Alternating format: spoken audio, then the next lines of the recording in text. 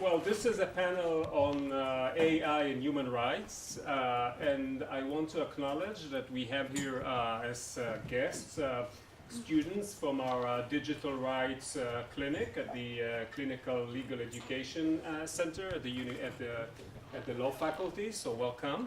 I'm one of the academic supervisors of the clinic, but the students haven't seen me yet. So hi, students. I'm just making my return from many stays abroad. So we have three speakers, and I will not steal time by making introductory remarks. I'll just note that we had, last time we actually dedicated the whole conference to issues relating to cyber and human rights. This time the focus is different. We are not looking more generally on the issues of the digital age. We are actually looking specifically at artificial intelligence, but of course the interplay here is incredibly important. And in my opening remarks this morning, I said I raised some of the concerns that we have with regard to AI and human rights, decision making, etc., etc. But we will hear the three speakers, and I'm sure we will have an interesting discussion. I will introduce them one by one as they come. So our first speaker is Dr. Vivian Ng from Essex. She's a senior researcher in Essex and has been working in the Big Data and Technology project in Essex University. She's also a graduate of Essex University, and before that Singapore Management University.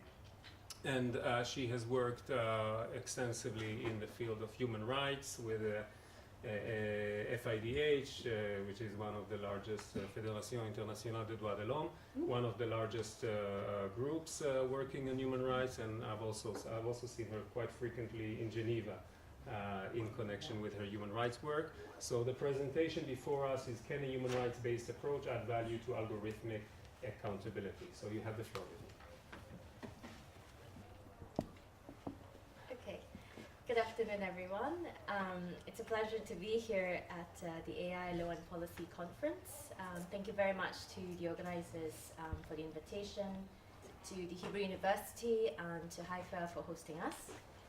So my presentation today is based on a paper that's co-authored with colleagues at Essex, Lorna McGregor and Dara Murray. And it's part of our research in the project that Yuval mentioned, the Human Rights, Big Data and Technology Project, which is housed at the Human Rights Centre of the University of Essex. It's a 5-year project that's funded by the UK Economic and Social Research Council, which analyses the opportunities and risks for human rights arising from big data and associated technologies, including algorithms and AI. And so the focus of this session on AI and human rights is very much at the heart of our research. So the key question that I'll be answering today is, can a human rights-based approach add value to algorithmic accountability? And in answering that question, we have also looked at the how. And so my presentation today will focus on two main parts. The first will look at how our paper relates to the existing discourse, and the second will sketch how and why human rights adds value to these existing debates and illustrate how our proposal applies to some practical examples, because we can't think about all of this just in the abstract. And so, as other speakers have mentioned before me, big data-driven algorithmic and AI systems are already deployed in many areas to support decision-making in various ways and at various levels. From predictive policing, where we use risk assessment models and live facial recognition as technologies of topical concern, to parole and sentencing decisions, credit scoring, hiring decisions, the benefits system in terms of the provision of public welfare, as was recently covered by the UN Special Rapporteur on Extreme Poverty and Human Rights in his official visit to the UK. And there have been many responses in policy debates looking at, for example, national AI plans from different states, the development of ethical principles, which has come up several times today, as well as a review by various bodies at different levels, from the UK Information Commissioner to special procedures mandates, as I mentioned. And the UN Special Rapporteur on Freedom of Opinion and Expression has had a recent report on AI and freedom of expression. And these existing approaches have given rise to a multidisciplinary literature that developed in relation to the scrutiny and the governance of algorithm and AI systems. And I think what has been strong about these is that they've offered modalities for improving the transparency, explainability, and understandability of such decision-making processes, as well as certain rules for preventing and detecting unfair outcomes.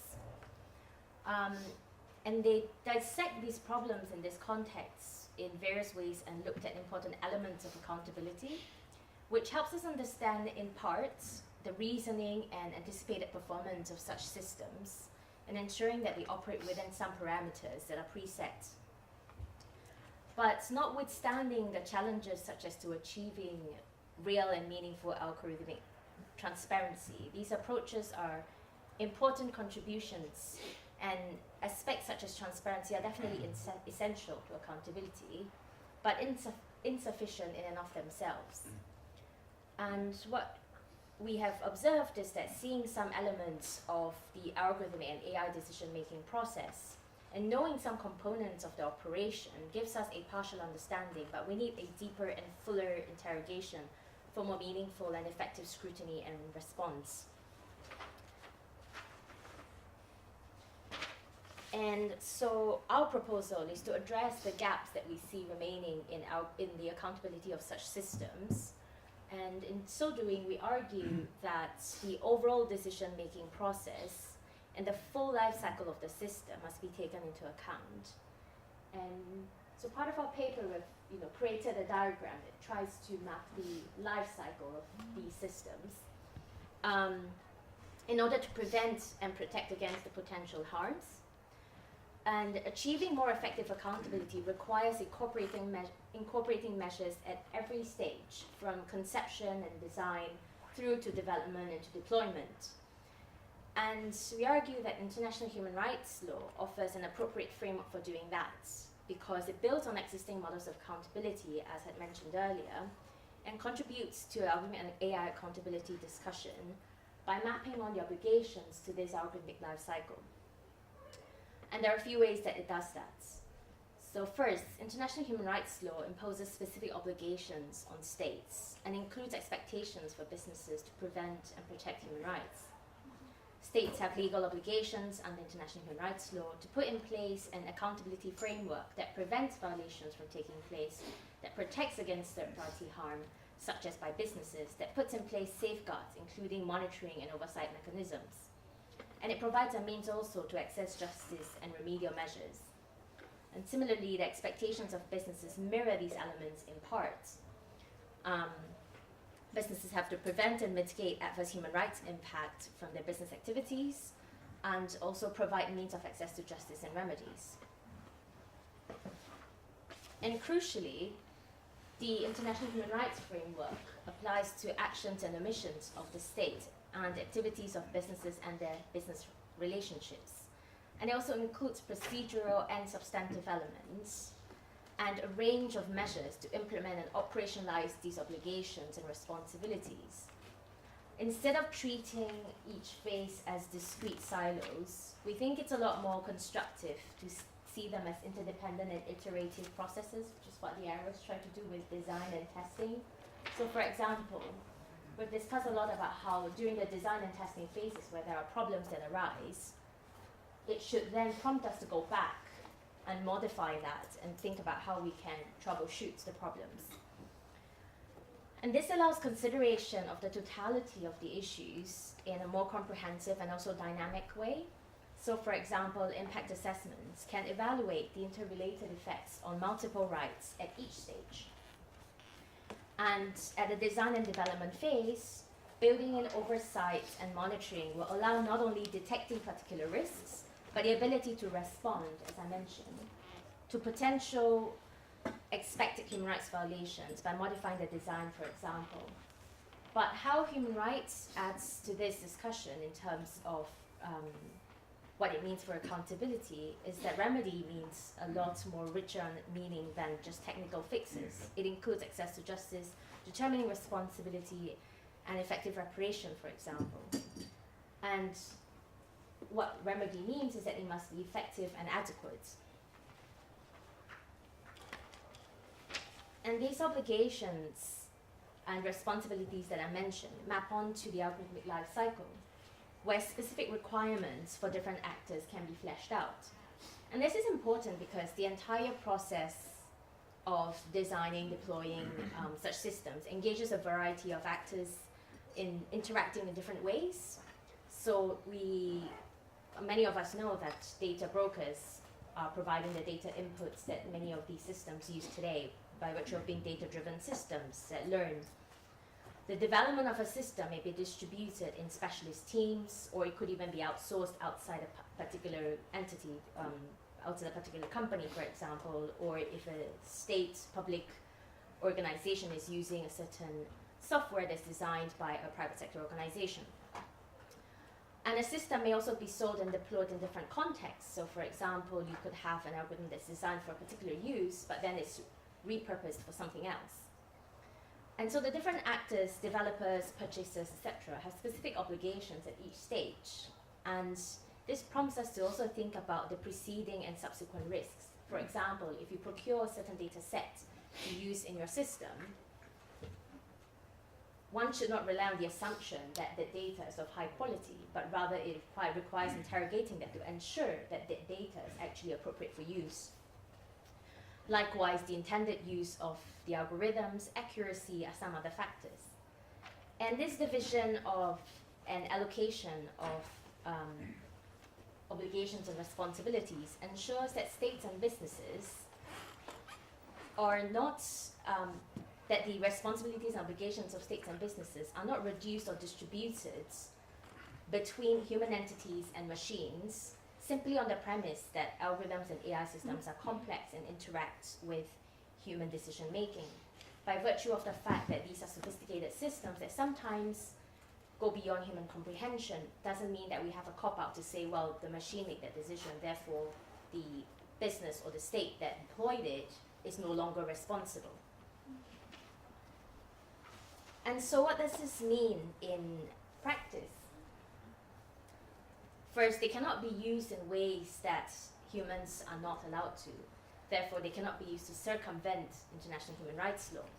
For example, a recent study by some Stanford researchers concluded that, I quote, "Deep neural networks are more accurate than humans at detecting sexual orientation from facial images." But the premise of this study is directly contrary to the emphasis on self-identification for sexual orientation in international human rights law. 2, they cannot be used exclusively for certain decisions, because such systems are data-driven analysis that often look at group-level patterns and correlations, as mentioned earlier today. Decisions made solely on the basis of the system about individuals could be inherently inconsistent with prohibition of arbitrary interferences with human rights. So for example, in sentencing, bail, and parole decisions, this could deny individuals of individualized decisions. And third, where algorithmic and AI systems can proceed to be used and are not determinative, safeguards are required for all other users to make sure that these systems operate effectively according to standards in international human rights law. And where a human operator acts as a safeguard without going into the question of how meaningful is human intervention, where the human operator acts as a safeguard and is involved in that process, it should not mean a de facto deference to the system. And questions arise about how the specifics of this approach can be elaborated, and that's something which we think should proceed in a multi and interdisciplinary way. But in conclusion, what we've noticed is that we can't treat the process as a linear temporal one, and which is why we try to emphasize that life cycle approach and looking at it in terms of a full view of all the processes in connection, because this allows us to focus not only on the outcomes at the end and post facto accountability, but then prevention right at the very start. And looking at both prevention and post facto accountability is critical to ensuring effective accountability. And it also allows us by relying on the procedural and substantive standards in human rights, allows us to look at the overlapping concerns for different rights effects, because we notice that a lot of the implications that we have for certain rights often mirror other effects as well, and they also connect with each other by virtue of the interrelatedness of rights. And that's all for my presentation today. Thank you. Thank you. The next speaker is Karen Eltis. Karen is a full professor of law at the Faculty of Law at the University of Ottawa. She also has affiliations with Princeton and also with the Hebrew University, where she is also has graduated at Hebrew University as well as McGill and Columbia. She has also taught at Columbia and has worked as a private attorney in New York. And she specializes in law and technology, broadly speaking, and particularly has research on artificial intelligence and expression, and is now also working on hate speech. And Karen's participation today is facilitated in part by the support of the Harvard Center for Canadian Studies at the Hebrew University. Thank you very much, Professor Shani. Thank you for the invitation, and many thanks to the Halpert Center. It's a true honor to be here as a graduate of this institution in particular.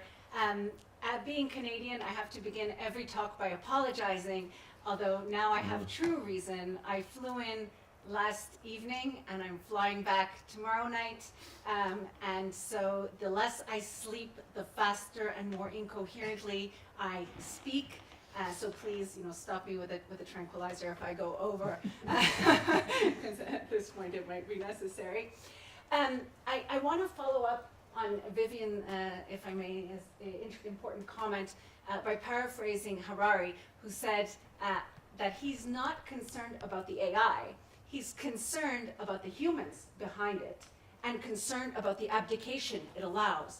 Because as I said probably 10 years ago about GPS technology, and that was true with DNA, there's sort of a perceived infallibility when it comes to technology, probably because some of us, and I could speak for myself, are in law school because math was not something that we could possibly aspire to.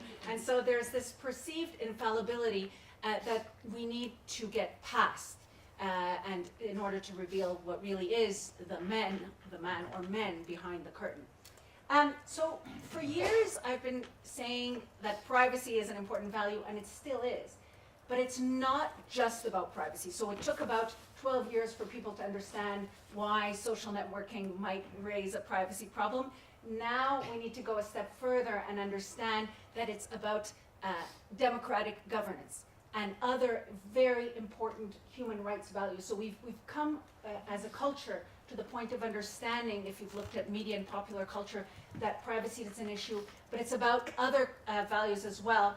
And the digital revolution, if you will, started to a certain extent, albeit unconsciously, with a will to do away with the intermediaries. So if you think about cryptocurrency, we don't need the banks, right? We'll just peer-to-peer. If you think about expression, we don't need the newspapers, we don't need the editors, we'll just communicate, right? If I'm angry at a corporation, do I need to spend X thousands of dollars to take out an ad in the New York Times, or less in the Canadian Globe and Mail? Or can I simply go on social media and vindicate my position? Do away with the intermediaries, do away with the editors, do away perhaps with the regulators. And there's a beauty to peer-to-peer that I'm not here to deny. It's just running from one extreme to another has perils in terms of protecting human rights and democratic legitimacy. I won't, in the presence of experts in international law, delve too deep into it, but the state derives its legitimacy from its obligations to protect human rights. And those obligations cannot be, as my co-panelist said, abdicated. It's funny because I cut out this humorous example from The Onion that ran a story with the CIA's Facebook program dramatically cuts the agency's costs, right? So yes, there are advantages, but there is a really important concern with undermining not procedural democracy, but substantive democracy. So I'll limit myself to a few expressions to illustrate. Freedom of expression, right? So beyond privacy, freedom of expression. We went from a situation where you don't have to have certain means to express themselves, the soapbox of our century, to one where, to quote David Kay, we have global police of the digital age, but an unwilling global police, right? So probably everyone is familiar with the Costeja case, where the European Court of Justice was concerned that private parties and American platforms are becoming too powerful. So they said, you know, guys, you're getting too powerful. Why don't you tell us what speech we should cut out, right? What speech is irrelevant? So suddenly conferring not only a doctorate, but what I call quasi-judicial powers upon these platforms, which is a tremendous issue. And here I open a quick segue. It was mentioned before, I think in the context of the self-driving cars, the issue of community standards. There are very important works on how community standards, right, they have their place, but on how they're problematic in the same way that someone mentioned, and I encourage Miller's work, when the community is racist, right? It's substantive democracy. It's not about majority will and what the community considers appropriate. What if the community considers apartheid appropriate? And that's not an exaggeration to illustrate the point. There are standards of substantive democracy that the state must protect. The right to vote, right, as a second example, requires informed decision making. And we've seen the claims of potential electoral interference. We know that AI enables for deep fakes. So you have videos online, and this seems simplistic, but that's what forms civil society, of former President Obama admitting that he was not born in the United States. And these videos seem as real as to anyone. So there's a beautiful piece in the New Yorker, that simplifies it, and it's called "In the Age of AI, Seeing is No Longer Believing." So what does that mean for an informed right to vote? Synthesized information. Third and last example, given the time, equality. Right? What is more important to substantive democracy than the right to equality?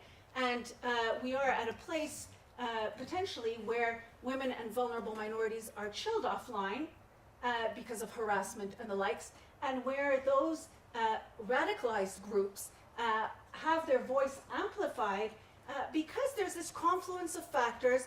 The free internet, right? If you're to buy a sandwich, no one will give it to you, but the internet is free. So the confluence of factors where, in fact, the more radical the view expressed, the more airtime, so to speak, it gets. So there's a significant concern where racism is emboldened to move from the margins to the mainstream because of the nature of the algorithm. Now, we can't blame the algorithm, right? And that's where we get to the point of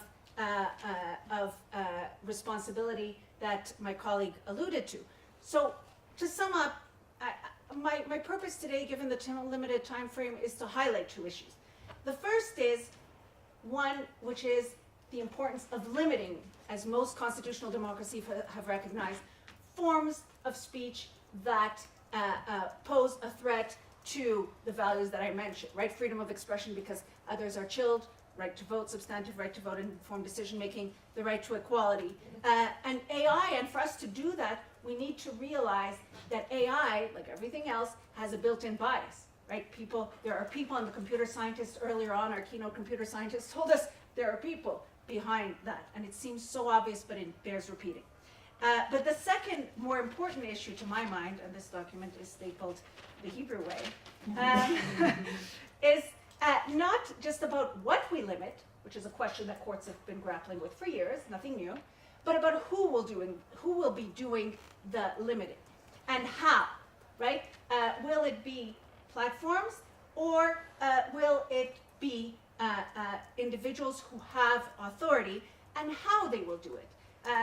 There's a piece in the Washington Post that says, I quote, and this is a bit decontextualized, Facebook must do more, and I can't even say this with a straight face, Facebook must do more to prevent genocide. Is it up to Facebook to prevent genocide?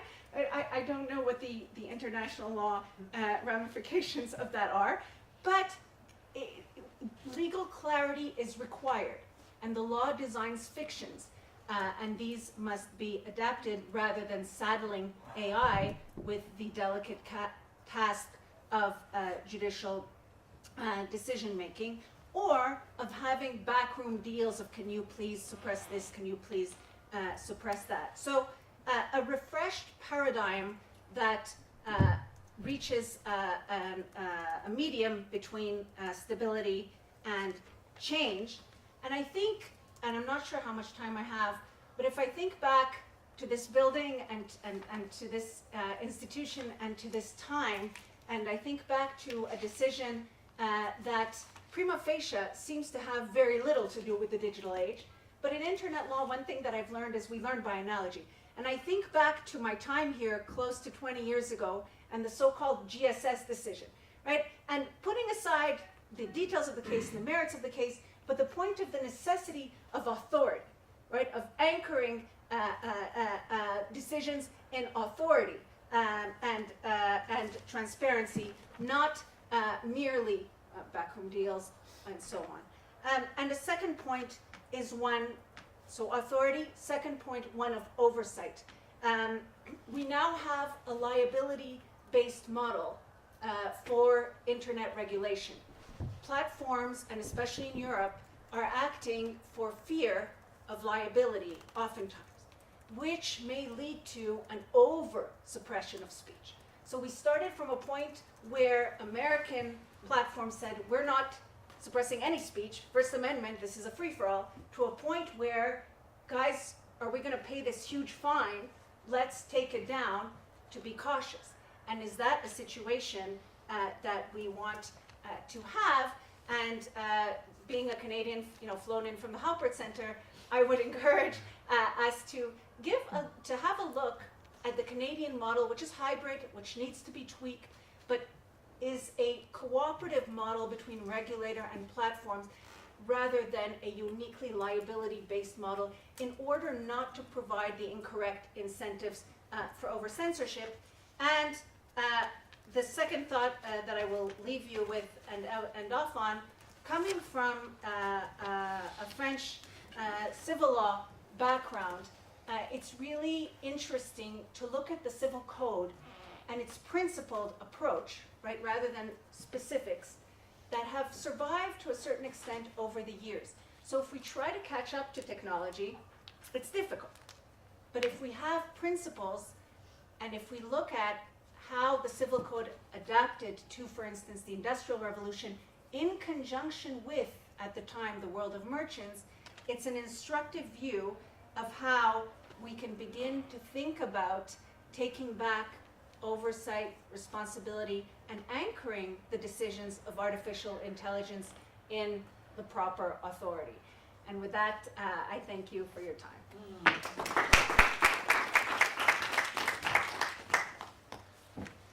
Thank you very much, Karen. And now to our third and last speaker is Loke Morel, who's a professor of global ICT law at Tilburg University in Holland.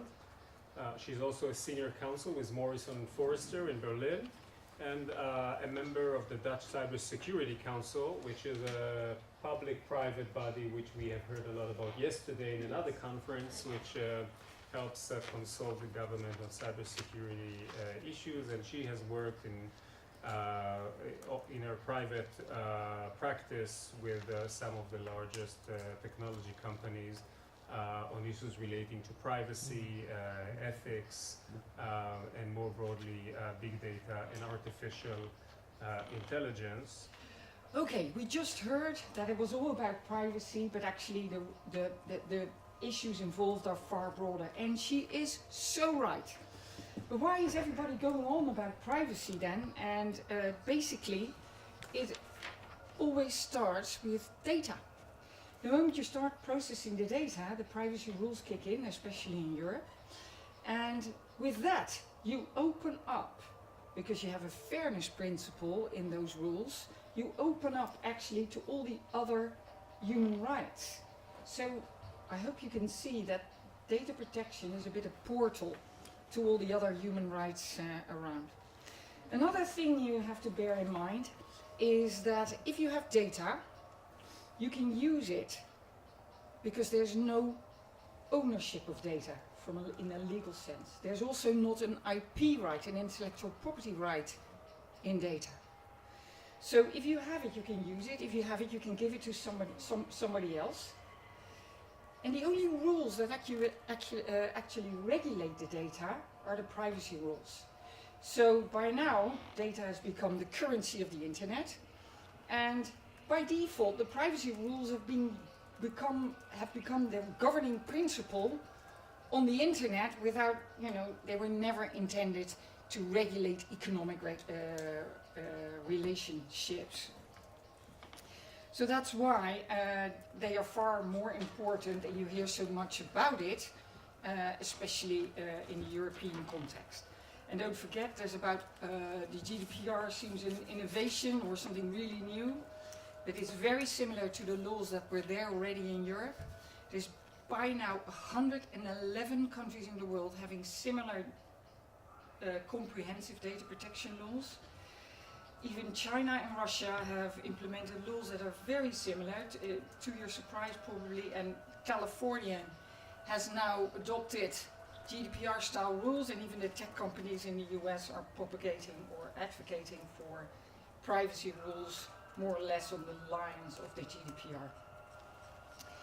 So, it may not be so surprising, and that's what is that the privacy authorities were the first to come up with ethical rules in the data protection context. Why? Because they have to make those decisions in practice when their companies and governments are implementing new technologies. They have to give a decision. And if you regulate technologies, you must have heard this, but it is very difficult to regulate those. Did I put those? No, I didn't put it in.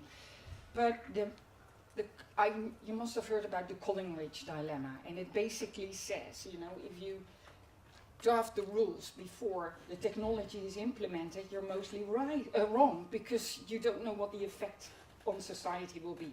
If you wait too long, the technology is already embedded in society, and it's very difficult to change the effect. Look at the Facebook case with fake news. We let it go too long, and now we have a pretty big problem. So I don't agree with everything what GDPR says, but this part is really good. They said, okay, we don't know what technology will bring. We issue meta-regulation.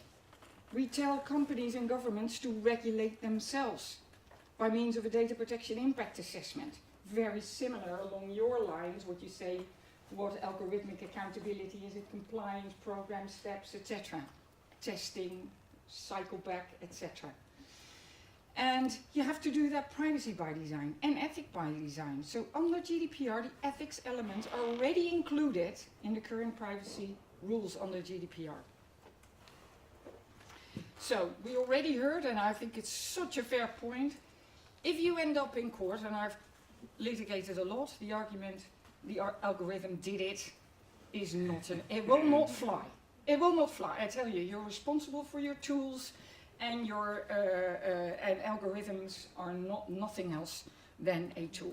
I on purpose took a quote from two academics from MIT to show that this is not a European-centric, this is pretty, and we just heard it as well, this is pretty much understood. So, I see very different reactions to artificial intelligence. And because we're such at the start of this, they're pretty extreme. On the one hand, you have the believers, and you can't talk about the black box, because artificial intelligence is going to bring us the new dawn of happiness, freedom of expression and everything. Huh?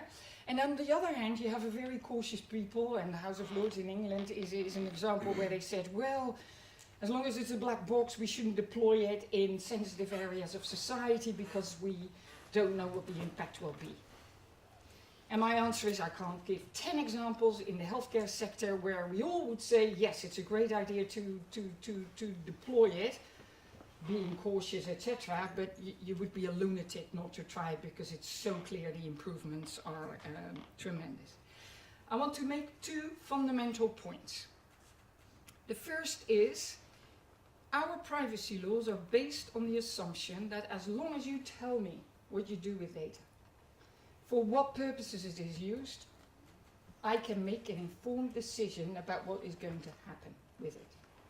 And I tell you, that point is long behind us. I mean, you must recognize, you click OK on cookies while you really don't want the consequences, but you just want to get to the information. Yeah? And that is what the behavioral scientists call irrational, predictable irrational behavior. Why? It is irrational because you click OK while you don't want to be followed around on the internet. Yeah? And you don't know what exactly is in the terms and you still click OK. And it's predictable because we all do it. This is a bit of a joke, but my children are on YouTube already for a long time. Their privacy policy with stating all the things they do with the data is more than 18,000 words. Macbeth has less. I tell you, do my children read Macbeth before they click OK? I don't think so. So, I think, you know, the idea of that we can, so what is an alternative here? I think regulators need to start thinking about what is allowed and not allowed, and not put the hot potato of those difficult choices just with individuals. We need more thinking around that. Another downside is, or a thing we need to discuss, is what we call the scored society, and I'm sure you must have heard a bit about it already today. I'm going to make it very simple, but the algorithms analyze the data and it reveals a correlation. People who are obese have characteristics ABC. It leads to a prediction. Lokke has ABC, she will be obese. And the insurance companies will say, Lokke, you have ABC, I will increase your insurance premium and the government will put me on a preventive diet. Yeah? So there are lawyers in the room here. What does this mean? What does it mean from a legal perspective? It means you have a shift in the burden of proof. I come to the insurance company and instead of saying, well, you know, woman, and maybe you smoke and it's a category, and this is the price, they will say, look, you have ABC, though it is about data from others. It's not my data. They will say, well, you get a higher premium. Do I get a chance to prove I won't be obese? Or is the data to rule? What about the insurance guy sitting there? And I will say, look, I'm thin. I won't be obese. Will he overrule the algorithm? I tell you, it's very hard, because you will be. Just imagine I turn out obese later on. It's so much safer in this society to stick to the algorithm. Yeah? You have to be bold. Maybe you already need a lot of expertise to make that judgment call. And I tell you, if you're very young, it's very difficult to make that judgment call if you don't have the expertise. It's very easy to do if you had a long career of making those decisions. Do you see? It's with the sat-nav, the TomTom we call it, where you know your navigation system. In the beginning you guess, oh, maybe that's a good one, or no, I'm sure that other one is better. But after a while you just have to rely on it, because and if it's off, you're completely stuck. You lose your skills. Yeah? Anyway, you think burden of proof, how bad can it be? But this is the Guardian a few months back. And the artificial intelligence can guess whether you're gay or not from a photograph, or predict. So what happens? People will read this and think, oh well, nice gadget. You live in a free country here. There's 70 countries in the world where being gay is a crime. Are they going to use this tool to prosecute people in the country? Are they going to use it as a border control to get in? If I'm there with my husband and the algorithm says, Lokke, you're gay, do I have a chance to prove I'm not gay? Do I know I am gay? You laugh about it, but Facebook has sent, based on clicks, they see whether young people are gay, and they send out information how to get out. And there were boys that thought, hey, I'm getting this stuff, am I gay? Yes, you're gay. So, the next challenge is, and that's the first law of technology. AI is not good, it's not bad, but it is also not neutral. It is as good as the data fed to the algorithm. And you must have discussed this, but I'm bringing it up. the recruiting tool, and I'll explain because this is the type of technology I work on all the time, and I'll give you some practical experiences how you can improve this. Because Amazon used historical data to train its algorithm.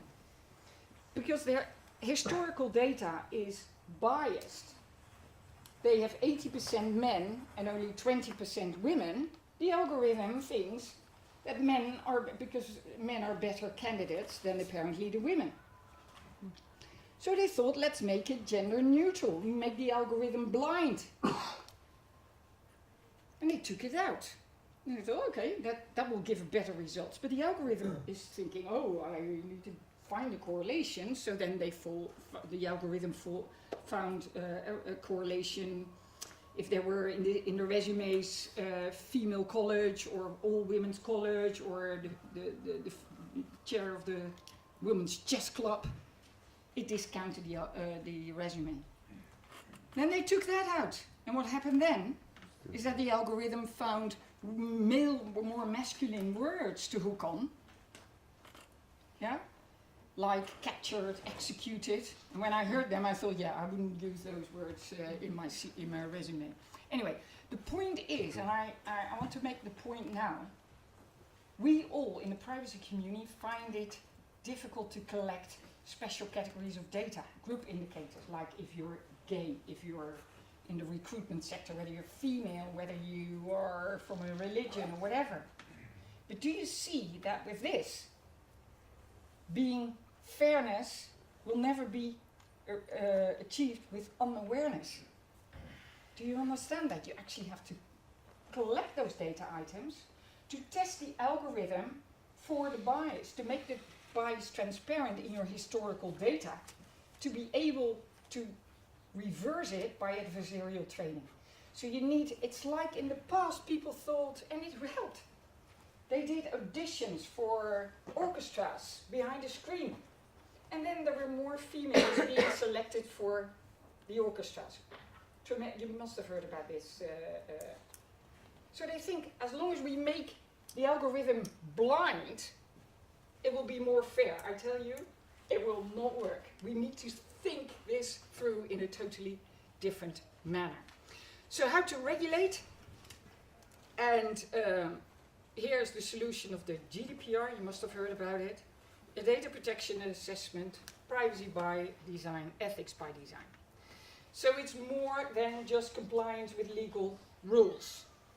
And then people say to me in practice, but look, if the ethics is really important, it ends up in the law. And I say, no, look at the 10 commandments. Those are the rules we used to live by. I'm not claiming anything for today.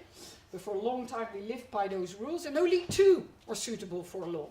You will not murder and you shall not steal. And the rest is really ethical rules.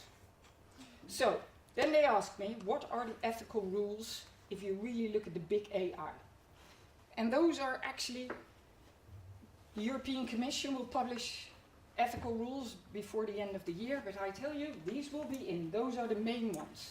It must be human-centric. We will deploy it only where there's a clear benefit for individuals and society as a whole.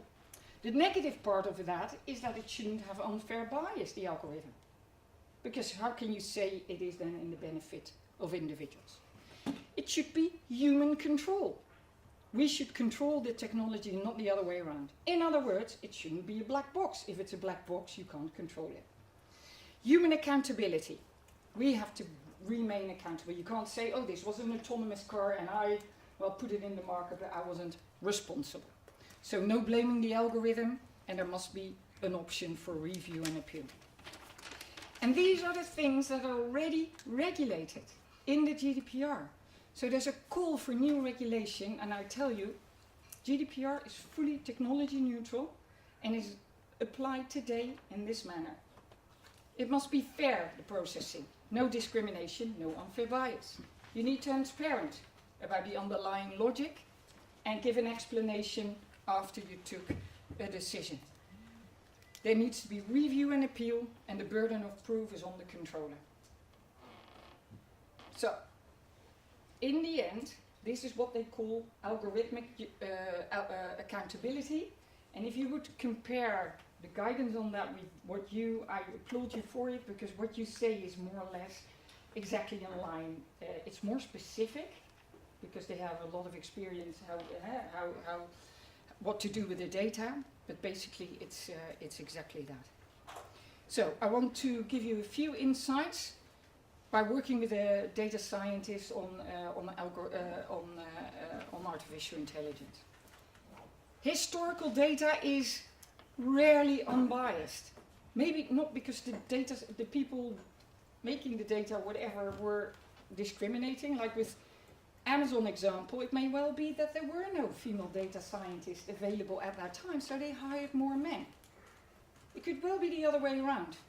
You know, all primary school teachers in the Netherlands, 95% of them are female. If you give that to the algorithm, it will say you need to be female. How can you verify for bias if you don't have group indicators? You need to have a master data set, the golden set, where you can benchmark against. And you have to collect those data before you can actually work with it. Development in stages is what is prescribed by the regulators, but with the real deep learning neural networks, it is impossible. It is indeed a black box. So you will need to verify output at the end with all types of measures, and really think about what data you put in, because the checking in the box itself is just impossible as the technology stands now. And my last point is explainability. I see a total gap between the technical community and human science people. From the technical perspective, think about the recruitment. Is this a good candidate for this job? It will give a score, the algorithm. And the technical explanation is, these are the 6 factors that went in, this was the probability, so this is why you get a score of whatever, 60% for this job. What does it say to an individual?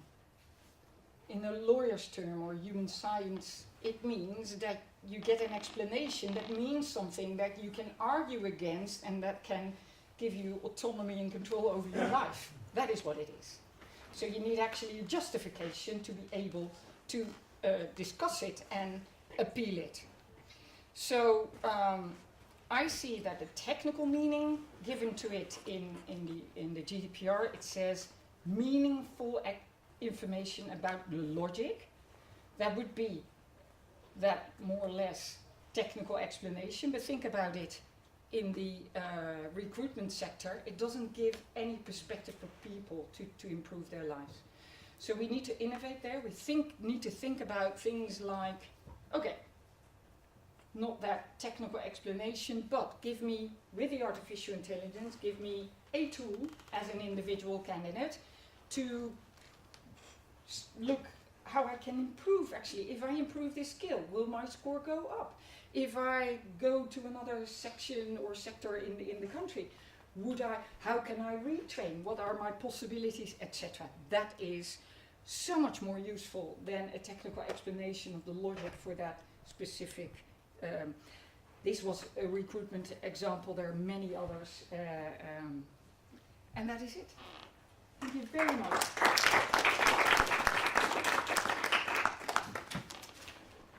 Thank you. So that was very rich. We have some time for questions now. We have about 30 minutes. So I will encourage questions. Yes. Yes. So you mentioned authority at the end of your speech. So authority may involve its legitimate power, and it may involve acting on one's behalf, decision making, influencing social behaviors. And these are characteristics that may also be found in case of algorithms. So could an algorithm be treated as a kind of authority? And another question, you mentioned that there is no ownership with regard to data. What about data as content of a sui generis protected database?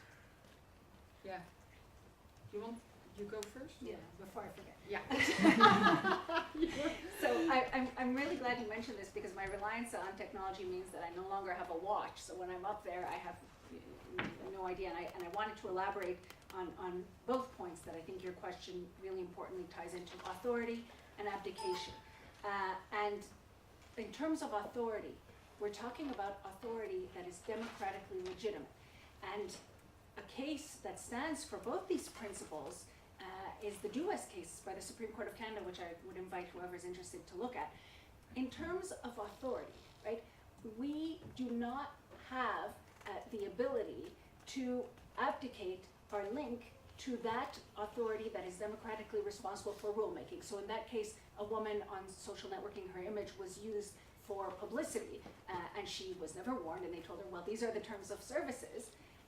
And so she said, well, I want to contest it. So they said, fine, leave Canada, leave British Columbia, and come to California in order to have this adjudicated by arbitration. And normally the black letter of the law would say that that is indeed what the terms of service says, and you subscribed, you clicked, you consented it.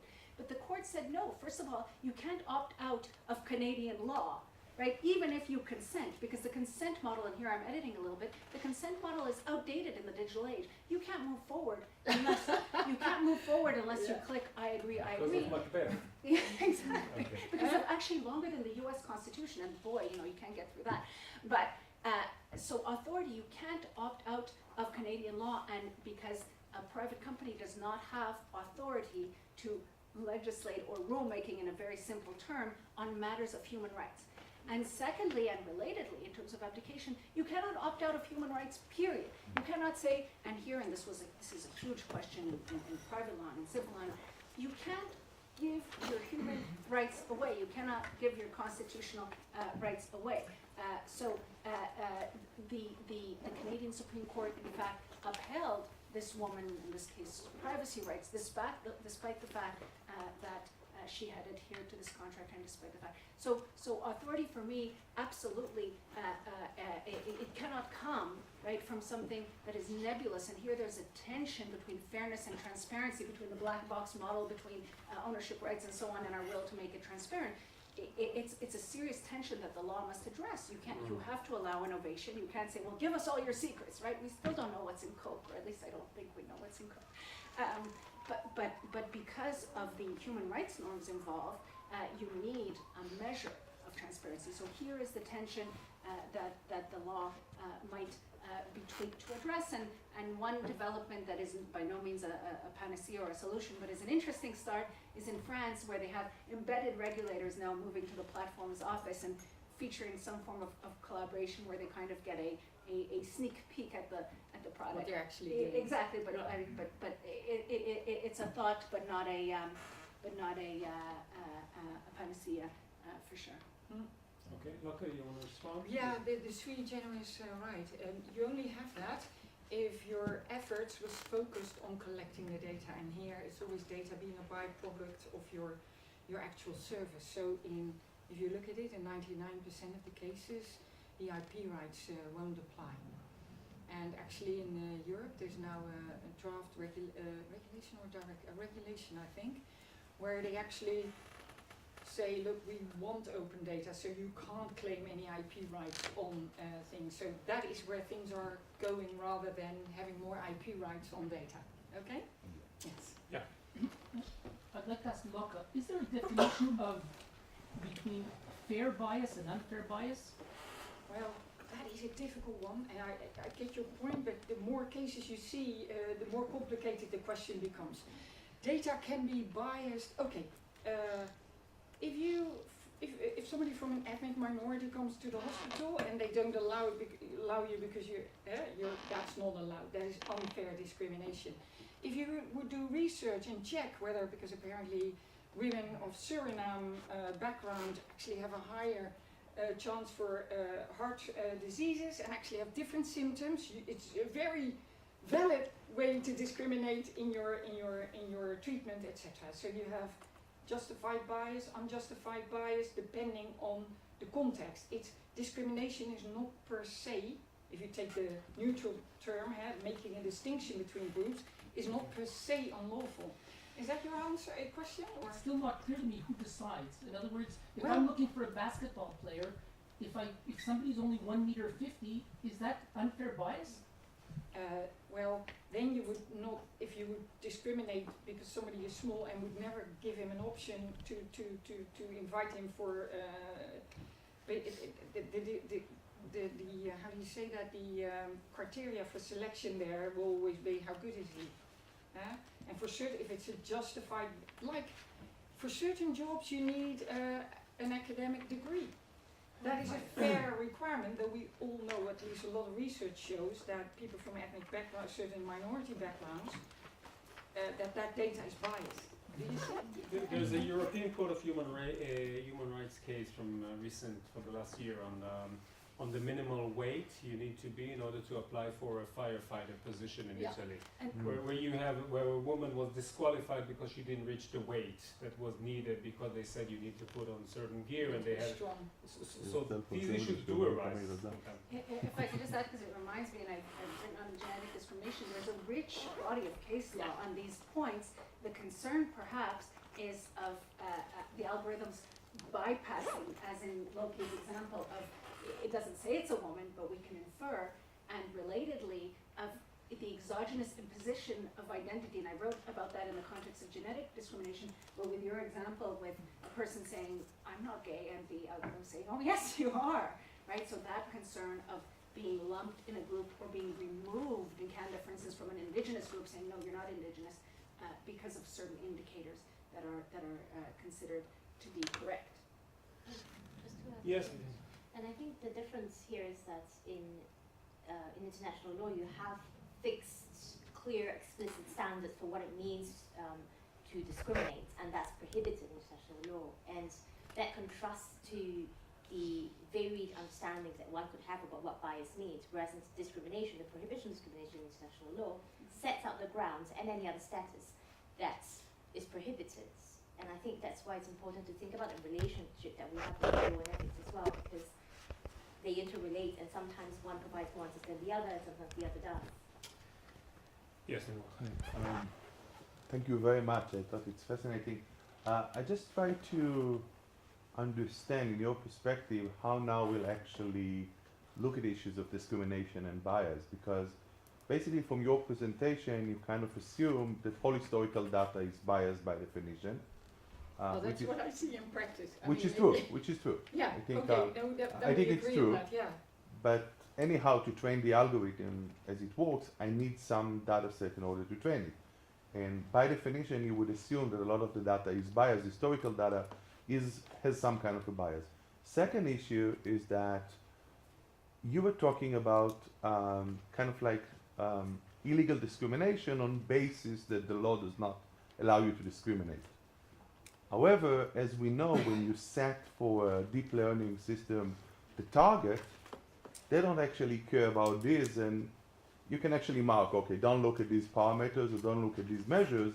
They would find the proxies you were mentioning that resembles it. How can we actually start dealing with discrimination at the time that the system will always circumvent the discriminatory element and would practically come to discrimination? Well, this is where everybody is working on this. So don't think the big tech companies know this, and Amazon withdrew, but they're working hard on. Sure. So, like, take the recruitment. Instead of getting, all your past CVs, the ones that were hired, put it in the algorithm, you will get to what Amazon's result was. And that's what I love about them, that they were public about it. And because it makes it clear that that is not the way to go. And I tell you, a lot of companies are doing this exactly at this moment. Yeah, so it's a warning, like, we think actually it's discriminating. How you could do it, Amazon should put its best recruiters, take 10 or whatever, their best ones, get clear examples of people who they would think would be fit to recruit in good sets of, so not the whole batch, but really look at the resumes that would pass, clear examples that would not, from all the different groups. Try to really remember, that's what we call the golden set. Do you see the benchmark set where you shouldn't go out? And so if you remain then within bounds like between, 0 to 15% of That normally benchmark. would lead to a much bigger problem, because if you only have a minimal golden set, normally for the outliers that you actually, from a large data set, you would find that they This is, fit. this is the golden set where you benchmark the big data. Anyway, I see how, and then they do it with the visceral training, they do quality checks. I tell you, they're working hard. Is it perfect? No, but it is much better than the outcome from Amazon at the moment. I'm just telling you what they're doing now. I'm not saying it's the answer. It's everybody's working on it. Yeah. I don't think this directly responds to the question, but it relates to it. I think what we need to be careful about is what Tim Wu called the tyranny of convenience, where we're being lazy, right? Yeah. And not looking at the data that goes in, as Yeah. it would be quite simple. You know, and it's funny because I found in so-called internet law or innovation law, the greatest mistakes, and you can think for those who are familiar with Ashley Madison, really come out of this laxness, and that was said at the beginning. So this laziness of, you know what, and many large companies are letting the algorithms do the hiring based on whatever data set it was. We don't want to know how the sausage is made. It's just there, the laziness. And one point you mentioned, outliers, which I realize is not in direct response to your question, really important in AI and medicine. Many diagnoses, right? The way that the great discoveries and the great treatments come are from, and if you look at the Nobelists downstairs who were mocked and initially, come from the outliers. And the algorithms standardize our thinking. So all those of us that are, you know, on the edge. Can I add something to that? Because I find having the group indicators actually allows the people in the hospital to check what the outliers are, whether they're groups that should get different treatments. So that's that's the positive part of artificial. It makes it transparent, and then you can think how to take it further. As long as you take it further. Exactly. So it sounds like this big debate between quantitative research and qualitative research, and basically Exactly. trying to cross the two. This is the Totally But true. then that also puts us in a situation where we look at it in terms of just two axes, where we have an outline on the basis of two parameters. But then if we think about how discrimination actually happens in real life, in lived experience, oftentimes it could be indirect, it could be intersectional. And how then do we detect those elements of discrimination? And I think that's when it's important to step out of just thinking of the fixed one-dimensional view of what bias issues are. And what if that data is not even data that's directly related to you, but decisions could be made on the basis of information about others like me, that's not necessarily my data, someone who's a woman, someone who's Asian, and then that actually removes us from direct consequence of privacy, because that's not my data, so it doesn't engage my privacy, but it engages other issues. And so I think Well, that's stepping not- aside from That's it that's is not how the regulators see. The moment you allocate group indicators to me, then you're processing my data together with those indicators, and that is fully governed by the privacy rules. So that's why they bring it in all the time. Whether you agree or not, this is what is happening. That's just what I want No, to the say. subtle point that it's not her private Oh, that data, is but it is Yeah. nonetheless discriminatory. because Framework protects the exactly, if data, we not talk the- about not personal the- So let's now collect a few questions, because this is getting we are getting drilling down. So let's take Oren, and then I saw two fingers on that side, and I have a couple of questions as well. Oren. So on the normative, I couldn't agree more, but I have a question, kind of descriptive question about the situation as it is, because the problems of the scored society, the problems of implicit biases, all of these exist regardless of AIs. Yeah. They exist in you know, human recruiters when they do their recruiting. And the question is it worse when we have AIs as mediators, or again, regardless of if we leave the situation as it is, garbage in, garbage out, all of that stuff, is it better off to use AIs than humans? Okay. We're collecting. Yeah. Yes. I have a question. You mentioned the explanation in the context of AIs, and I wanted to, taking into account how there's a legal debate over whether the GDPR actually has a data subject's right to an explanation over an algorithmic decision, I wanted to get your opinion about that. What do you think? Good. Question for Loki, and I think it goes to Karen. When there's a problem, you talk about personalized data, but you can depersonalize it, and then you're out of the GDPR, but you can do a lot of mass damage with that data, even if it's depersonalized, and therefore you're out. The case of Cambridge Analytica was a nice example of the fact that people who are in my demography like this type of music, and then you can use that to change my political views, and frightens me, and I think it's totally outside of the protection of the GDPR, and therefore, okay, so maybe I got it, that's I love the question, because for me it's a lot more about authority of the state controlling. Okay, let me try to be a little bit provocative, okay, for all three of you. So first I want to go in the same direction that Oren went, and the idea of decision making by algorithms. So first let's talk about the judge, okay? So you can understand the judge as a form of algorithm. You have the law, and you have certain criteria. There are now, I think there's a move to develop sentencing weights. You have doctrine, you have, so the question is, why are we very comfortable about the decision-making process by a judge, who's in a way a human algorithm, and we are extremely nervous about a decision-making process by an individual, so much that the GDPR actually has a right to a decision-making by a human and not by an algorithm. So this is the first thing. The second question is about I think it's mostly to Loke, but you're also invited to respond if you think.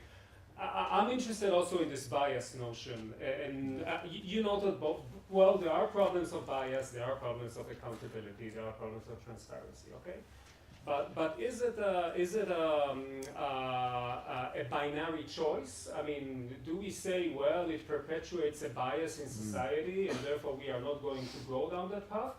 Or is it an overall assessment kind of thing, which will say, yes, it will perpetuate biases, but it will considerably reduce transaction costs, it will make our lives simpler, it will bias all, it will be Pareto optimal, okay?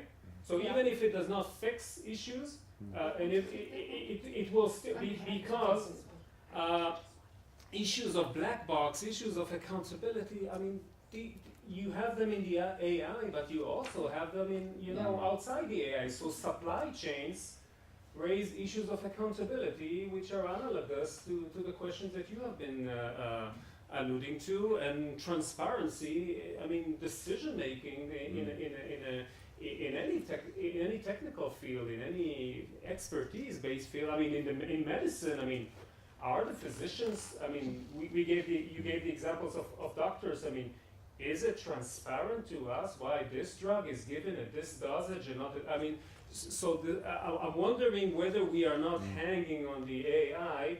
A lot of our what in another context has been referred to postmodern anxieties about the world we live in. And to you, Karen, I mean, what about Facebook and the Rohingya? I mean, why shouldn't Facebook be criticized directly for being somewhat sloppy in terms of filtering hate speech and in a way allowing for, so I was a bit curious. I mean, it sounds as if you thought Facebook should be left off the hook, but I welcome you to hang them back on the hook. Yeah, so if I may on that, in fact, quite the contrary. My concern is with the authority and the legitimacy of AI making these ultimate decisions, because speech, and if we're talking about the Rohingya, is cultural. So absolutely, I want them to have responsibility, 100%. But should they bear the sole responsibility without oversight, that's where we're shifting from one extent to another. And if I could just quickly, does AI make it better or worse? The simple answer, this is very simplistic, and it's easy to deal with, is that it masks it. That's a very simplistic answer. But in terms of judges, why shouldn't we have AI judges, right? We can go on and say, well, humans are more complex, they leave more room. The algorithm, we know, for those of us, my son's he's like an almost 10-year-old coder, and he'll put in the wrong command and the AI will just give this very narrow reply. If we want AI judges as a society, let us vest them with that authority and require them to give reasons. I think the reason we're uncomfortable, or the reason I'm uncomfortable, we spend so much time discussing the merits and the problems of judicial activism, the merits and the problems of appointment. Look at the US scandal. And yet are we comfortable, right, without this vetting process, without this appointment process, without the authority saying, let AI do it. I'm fine if you want them to do it. But they need to have this authority and this accountability of giving reasons, if that's the social choice as a suf, as you would say, and then we'll discuss if they're better or worse. Well, what do you mean by mask it?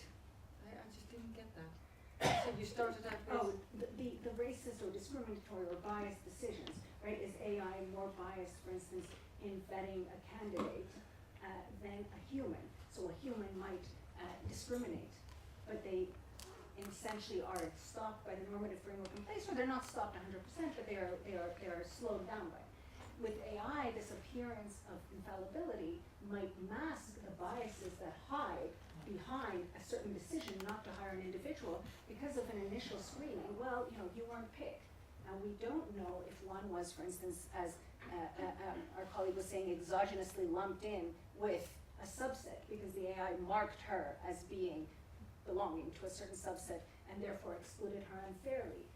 It doesn't give the same reasons. Yeah. And it's easy for it to bypass the existing normative framework. The existing normative framework was built to stop racism coming from a human. Well, I maybe because I'm so deep in the trenches, let's take the recruitment example again. Currently, the recruiters, they do discriminate based on ethnic background, whether you're female, whether you're gay, and that is never recorded because you're not allowed to record, ethnic background. So actually, it's very intransparent that it is happening. It's only when you see the overall figures and numbers and you think, well, this is a bit weird. We have 30% ethnic background candidates and we only hire 1%. Maybe something going wrong there. So what I like about the algorithms, it's making it transparent. You actually can improve a lot of the processes, and then there's a lot of testing and quality assurance going on where you benchmark, improve and improve like your cycle back with testing and improving. So my gut feeling is we will manage this, like with the Industrial Revolution. I mean, that led to a lot of child labor and impossible, everybody fell sick and couldn't breathe anymore, and we got that under control. I tell you, this one, my gut feeling is we will get under control, and that actually will help. Because the moment a company knows that its recruiters are so biased, you will have to train them. Actually, we will see sanitizing. But that's why the Industrial Revolution, if we look back at the Civil Code and how it evolved, and in the Civil Code, there's explicit reference made. It says, in the French version, the law and custom, because at the time they had to sit down and rewrite the rules together with industry in order to make them work. So it was a tweaking that was done, and for sure it can be done, but we need to. I see some technical questions. I can be very brief on them. I wrote an article on the explainability. So the title is Information, Explanation or Justification. It's for Oxford, so you can look it up. I have no doubt the right to an explanation is in the GDPR. Okay, read why I think so, but I have no doubt. But what people forget, having a debate whether it's in or out, how will it go in practice? Just think for a second, because I think this point people really miss. You need to give information about what is happening. Why? So people can enforce their access rights. Then, with an explanation, you need to give, an explanation why the decision was made like that, in order for people to dispute that decision. And if you have to dispute it to the court or to the regulator, and you don't give a good reason why you discriminate and why it isn't unfair bias, you lose the case because you have an accountability and the burden of proof. So it is actually the whole debate about explainability is so beside the point. I can't start explaining why it is so beside the point. So the second point, depersonalization. It is the ICO, the Information Commissioner in the UK, going after Cambridge Analytica, etc. Why? Because if you analyze data and get group indicators in order to influence me, you apply those group indicators to me. That is processing of data, which is trying to influence people, which is unfair and a violation of the law. So the regulators have so many times said that it is nearly impossible to anonymize data because it's always possible to re-identify a part of the data, and the moment you re-identify a part of the data, you can only treat the whole bucket as personal data because you can't distinguish one from the other. And that has a long history of examples, where starting in 2006, where in the US academics related back zip code and I think birth date to real world identities. And before that date, everybody thought it was anonymous, really. And then AOL, that was the first big, you remember? Yeah. Published the search results of everybody because they thought it's good for research, academics can do the research. Within no time, they re-identified quite a number of people, and then everybody thought, you know, maybe it's very difficult to anonymize data. Actually, it's mostly, it may be pseudonymized, it may be key-coded, but as long as you can identify somebody in the group, because with an online identifier or cookies, the moment you can single somebody out, is personal data. So there you go. It's what we don't know, we don't know. Data. To answer the three different questions, so on Arden's question about the relative comparison between humans and AI decision making, I think my selling point would not be whether it's which one is better. But one thing that we've been trying to do is not exceptionalize AI.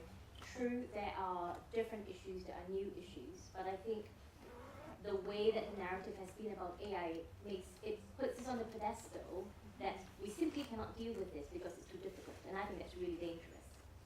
And that's not trying to dismiss your question, but trying to offer maybe an alternative perspective to where we're starting from. The second question, Yuval, about why we're comfortable or not with decisions by judges, human judges versus machines. I think at the core of it, it's not that judicial discretion by humans is perfect, but it's the fact that even if imperfect, even if it's problematic, we have the opportunity to challenge in terms of review and appeal. But echoing what Karen was saying about the perception that the validity of math and these systems have, they mask the fact that it could be problematic, and they mask the fact that these are not neutral, and they mask the fact that they might not be as good tools as they are perceived to be or pitched to be.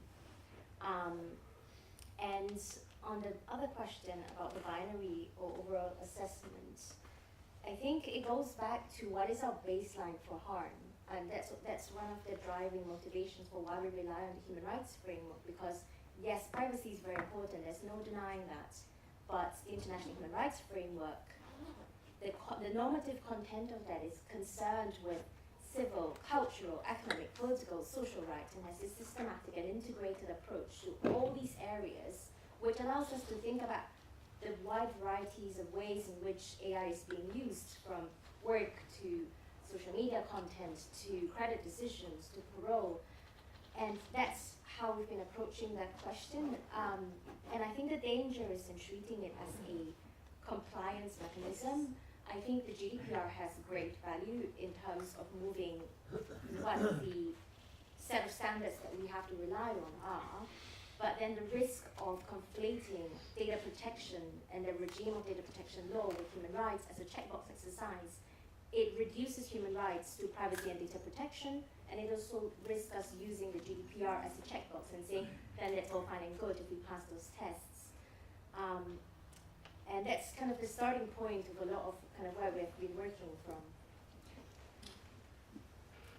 If I could just echo how coherent that is, and in fact in Canada we just gave a talk with the former privacy commissioner who said that there is a data protection model which certainly has its place, a compliance model, but the Canadian perspective was initially a human rights model that goes not towards protecting the data but protecting the human being, which in the end is a different extension of your personality. Okay, so we are done for this evening. Please join me in thanking our three speakers. This was very, very interesting.